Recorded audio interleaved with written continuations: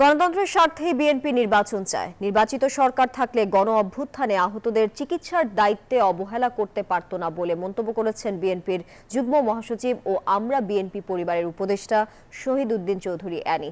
জুলাই অভ্যুত্থানে চোখ হারানো 4 যুবকের খোঁজ নেওয়া শেষে সোহরাওয়ার্দী হাসপাতালে এসব কথা বলেন তিনি। অভিযোগ করেন, আহতদের চিকিৎসায় সরকারের আন্তরিকতা পরিলক্ষিত নয়। সরকারের পক্ষ থেকে আহতদের প্রপার কাউন্সেলিং দরকার উল্লেখ করে আহ্বায়ক আতিকুর রহমান রুমন বলেন, বিএনপির আগামীতে সুদিন আসলে আহতদের পাশে থেকে যথাযথ ব্যবস্থা ও পুনর্বাসন করবে বিএনপি। ভবিষ্যতে যদি বিএনপি কোনো ভালো সময় পায় তাহলে আমরা ওদের যথাসাধ্য ব্যবস্থা নিব এবং তাদের পুনর্বাসনের ব্যবস্থা করব। শুধু একটা পার্টি ডিসেম্বরে নির্বাচন চায়, কেন চায়, কি কারণে চায় এটা বুঝতে হবে।